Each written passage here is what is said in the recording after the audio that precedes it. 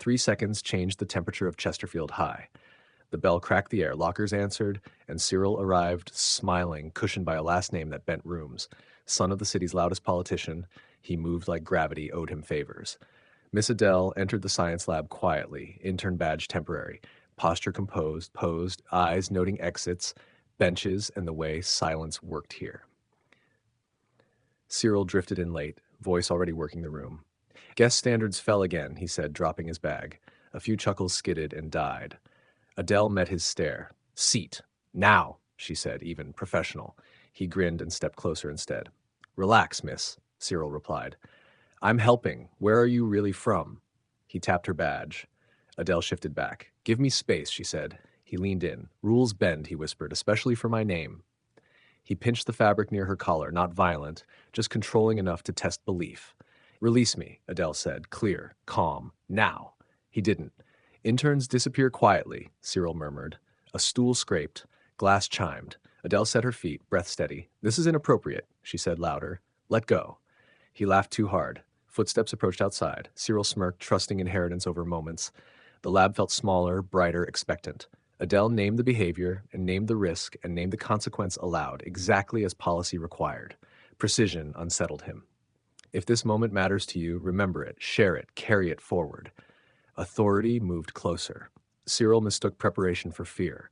The lesson began without spectacle, and it would not ask permission. The corridor outside the lab filled with restrained urgency, the kind schools practice for appearances. An assistant principal arrived first, voice low, eyes darting. What's going on here? Cyril released Adele immediately, palms up, already rewriting history. Misunderstanding, he said. I was joking. His confidence returned fast, muscle memory. Adele stepped back, smoothing her coat, face steady. I asked him twice to release me, she said. He refused. No adjectives, no emotion. The room exhaled. Students shifted. The assistant principal nodded, scribbling. Cyril scoffed. She's exaggerating. I didn't hurt anyone. He looked around, expecting agreement. It didn't come. Cyril was escorted to the office, still talking, still selling. He leaned back in a chair meant for accountability and smirked when the principal mentioned calling his father. He'll clear it up, Cyril said. He always does. The principal hesitated, then made the call anyway. Power still made people nervous.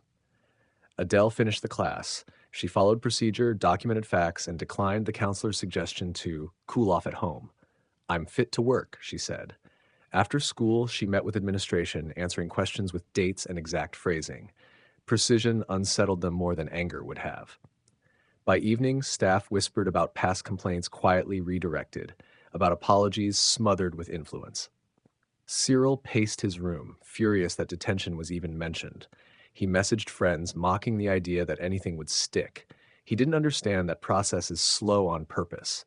If moments like this feel familiar, don't dismiss them. Remember them. Talk about them. Refuse to normalize them. Tomorrow, the school would choose comfort or correction. Cyril slept easy, believing names outweigh actions. He was wrong about how memory worked. An assembly was called, official, urgent, because word of the lab incident had spread faster than anyone expected. Cyril strutted in front row, friends behind him, grin wide, rehearsed arrogance intact. I didn't do anything, he whispered to a friend, already claiming immunity. Miss Adele entered calmly, hands folded, eyes scanning, noting every whisper, every shift of attention. Today, we talk about safety and respect, she said, voice clear, commanding. Cyril smirked, muttering under his breath about drama and overreaction. She ignored him, gesturing to a volunteer. Cyril, she said evenly, his smirk widened. Sure. Why me? He walked forward, puffed chest, assuming control, ready to show dominance again. Follow instructions precisely, Adele said. He exaggerated each movement, trying to humiliate her, trying to assert what he thought was untouchable. She didn't react impulsively. Calm, measured, she redirected his momentum during one move, guiding him to stumble forward, knees hitting the polished floor. A sharp intake of breath swept the room. Silence fell heavier than any lecture. Step back, she said softly, almost gently. His friends froze. Teachers rushed forward, unsure whether to intervene. Cyril's grin faltered, then collapsed into frustrated disbelief. He whispered, "This isn't happening." The gym seemed smaller, lights brighter, every eye holding him accountable.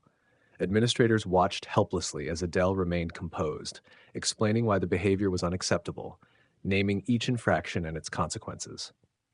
Cyril tried joking again, voice cracking, realizing that no one was laughing. That lesson, humiliation delivered calmly, methodically, precisely, was just beginning. By the next morning, Chesterfield High felt heavier. The assembly had set the tone. Cyril's reputation, once untouchable, had begun to crumble.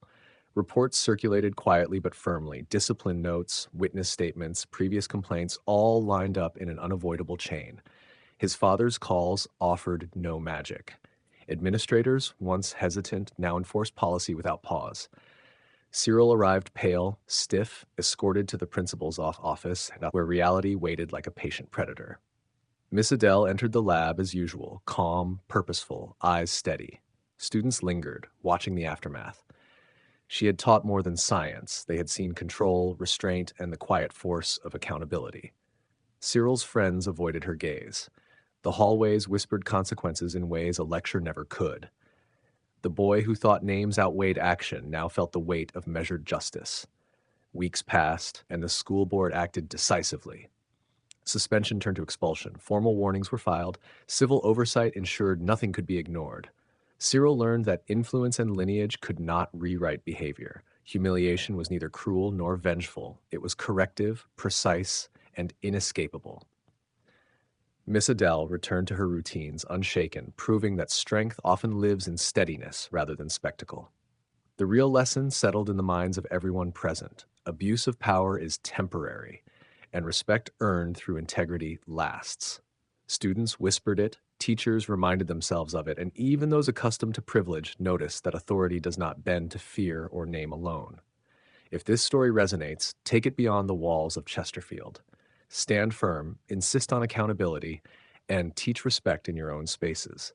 Share it, remember it, and let the lesson ripple. Because real strength is measured in what you do when no one else can protect the wrongdoer.